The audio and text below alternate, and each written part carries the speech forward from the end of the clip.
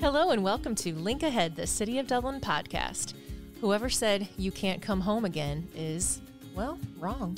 You can, and we have proof today as our guest is coming back to the city as our Director of Economic Development, Jeremiah Gracia. Welcome to Link Ahead, welcome home, and back to Dublin. All right. Hey, guys. Welcome. Thank you very much. And it feels good and feels right to be back. Well, good, Jeremiah. Bringing you back to Dublin at really such a critical time for the economy is huge for the city. But how excited are you to be back? Well, really, really excited. So I can tell you that when my wife and I had this conversation about do we come back to Central Ohio, specifically Dublin, the conversation was very short. And she said, yes, I think we should do that. And by the way, I only have one more move left. So if we're going, we're going to go home. So you're a lifer. So all here we right, are. good. Yes, You're back here we are. to stay. Yes. Let's fill in a little of the backstory for our listeners. You spent the last several years leading economic development efforts in Grand Rapids, Michigan. But before that, from 2011 to 2020, you were here on our economic development team. So tell us about the roles you had during those years. Yeah. So at that time, really, the team was tripling in numbers at the time. So at that point, really small one-person office, and we ended up hiring 2 additional administrators, and that's what brought me here. And then I spent 9 years in that role, and then decided to go to Grand Rapids to become a director. That time was also very transformative in terms of many of the things that were attractive for me to come back were worked on during that time. Sure. Right. And so I got to see the projects in terms of being complete and also the actual outcomes of those projects. And so that was the decision to come home. Let's stick with that for a little bit. What was significant about Dublin's growth during that time when you were here before? Biggest thing is, the city itself was on a huge trajectory of growth, and obviously, early 90s we were doubling in population. We were trying to keep up with that, but also we had a really, really strong run in terms of regional alignment at the time, and so we were able to attract some really great projects, and then that also brought in a large number of investment through our income tax, really, that help us support by infrastructure to support the very projects that we call them, great quality of life features that really took Dublin on the trajectory it is today. So we'll come back to what you really want to accomplish now that you're back in Dublin, but let's put things in perspective. So you mentioned, as you said, you led the efforts in Grand Rapids since 2020. A lot of people may not know Grand Rapids population-wise. How does it compare to Dublin? So just tell us, what were your takeaways from being up in Grand Rapids? Yeah, so Grand Rapids is 4 times the size than Dublin, right? Okay. So it's about 200,000 people. It's a true urban core city. Furniture is its history. It's how it was founded on the Grand River. That was really important to me as I really my career started in a rural area. Then it came to Dublin, the suburban, and then true urban core development in Grand Rapids.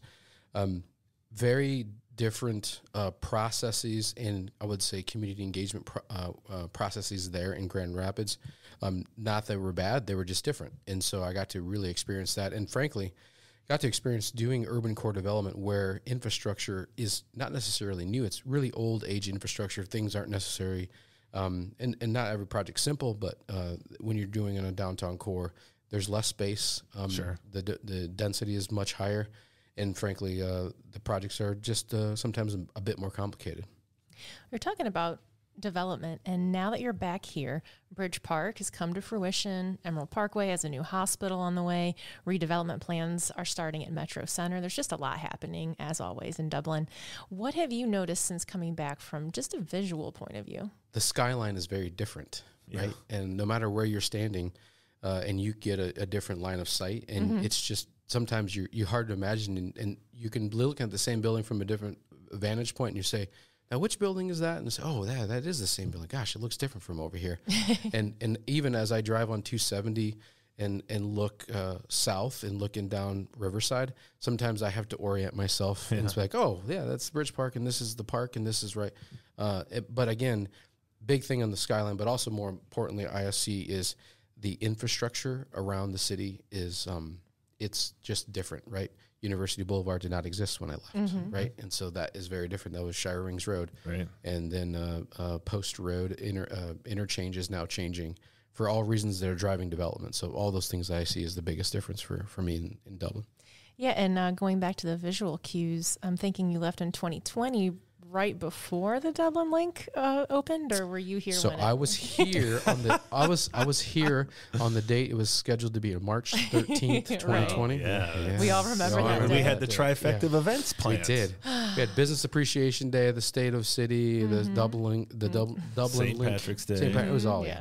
So I was here. Yeah, Okay, I got to okay. see that. I got to experience the cancellation. It's only going to be 2 weeks. Don't worry, folks. Oh, man. So let's talk about your role now. You started as our Economic Development Director in October, and you are already rolling out Dublin's new economic development strategy. Obviously, a lot of that work was done before you got here, but now it's your job to implement it. What does that entail? Most importantly is building strong public-private partnerships.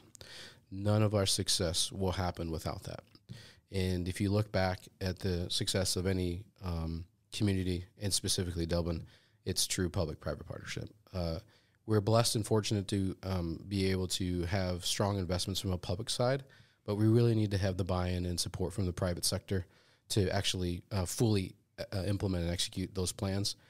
So my number one priority in this plan is there are new elements, and I need to make sure that the private sector, as well as public sector, meaning other communities and other stakeholders, MORPC, for example, and the like, are all part of this project implementation with us. And part of that strategy, which cannot be overstated, is related to Intel, right? Yes, that's over in New Albany, but we're talking Intel's largest fab plant on the planet. And a full plan comes to fruition that will have ripples across Central Ohio. Talk about what that means for Dublin.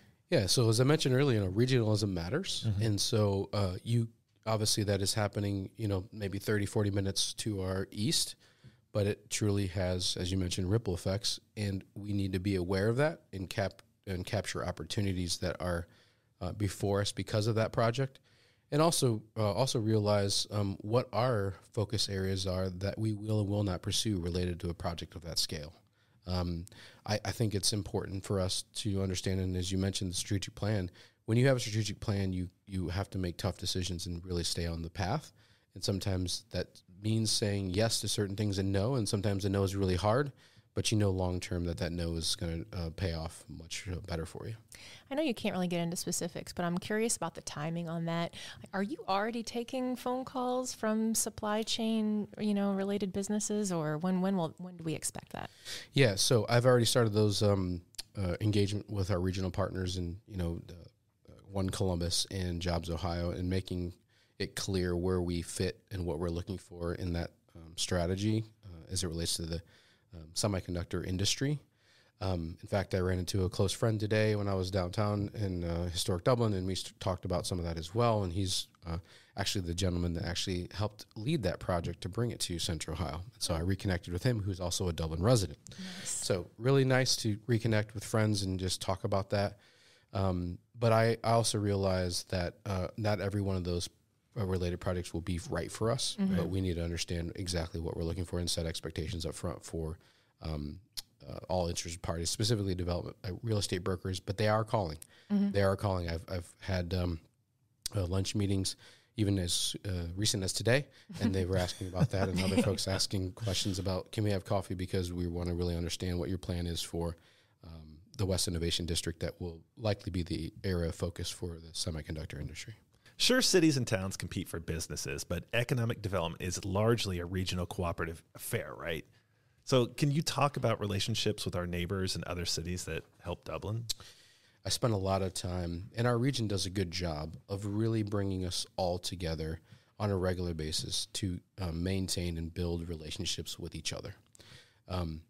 We don't know all the details of all our plans and but we have an open relationship to talk to each other about projects that we might be pursuing together in competition for, companies that may be trying to make a decision between our respective communities. But I do spend a lot of time talking with my peers about those types of things and just building trust with them so they understand that we're all in this together. The decisions we each make does have an impact on each other. And there will be projects that we do compete and others that we just don't. So those are ways that I'm really focused on doing that. And frankly, one of the reasons why I decided to come back as well is because I had great relationships with many of those folks. Yeah. And so I consider them really friends. And so we hang out and talk about those things and, really open with each other about what we're doing and the challenges we're having and how we can help each other. It really is an exciting time with a lot of good things happening. But one challenge for the business community and the city will be office space vacancies. And this is a challenge for all cities nationally after the pandemic, and many businesses went to remote work or hybrid work schedules. How do you see this issue, not just now, but into the future?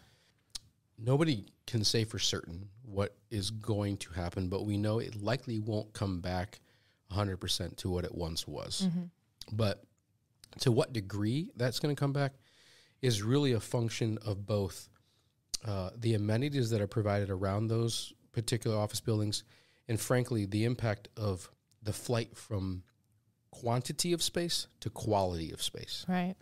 And so the conversation I've had with brokers and private office building owners is, what are those types of quality value-add amenities that you are looking to transform within or around? Some of that falls on them. Depends on what they're going to do inside their four walls. And some of that is our public-private partnership. What other amenities are you allowing to develop around my current property that will enhance the attractiveness of this property for people who want to come to the office at least sometimes a few times a week rather than not? On the opposite side of that coin, a recent article in Columbus Business First indicated that Dublin is the hottest office space market in the region. Well, of course. Well, with more and with more businesses wanting to move here, what's Dublin's secret sauce, if you want to share that information? Yeah, I wouldn't say secret sauce. It's the public capital improvement budgets, right? And so as business and industry grow in our community, we set aside a portion of that to directly reinvest it back into public improvement projects that include multi-use pass parks, managing existing infrastructure, all the things that make quality of place. And that has been a huge demarcation from us in other cities. And when people come to visit, they ask me questions like, do you always landscape your medians? Or you only do that and say, no, that's our standard. Do you always use brick pavers for, right? So those make a difference, right? It gives people a sense of, I'm proud to be in a community that invests in that. And so therefore that has set the standard for me and my business and the things that I want to do for my employees and the brand that it fits for my company being proud to say that my business is in Dublin. Well, you talk about quality of place, quality of life. And in that article Bruce mentioned, they talked about live, work, play being really hot with small businesses and tech companies flocking to places like Bridge Park. So earlier we briefly mentioned the redevelopment of Metro Center. And I have to think that you, from an economic development standpoint, are very much looking for that kind of mixed use development that's been successful, not just at Bridge Park, but all over the country. Yeah, absolutely. And we understand that those great places that we compete with on a global scale have those types of amenities. We do as well. We don't want to overlook those things, but we understand that specifically like Metro Office, it has run its course, right? And that was the original office park that made Dublin what it is. Right. And now it's the next generation. And the good thing is we have intentional focus around it. And more importantly, as I mentioned earlier about infrastructure, we've budgeted and making sure that we can support that private investment with important public infrastructure to truly round out the quality of place.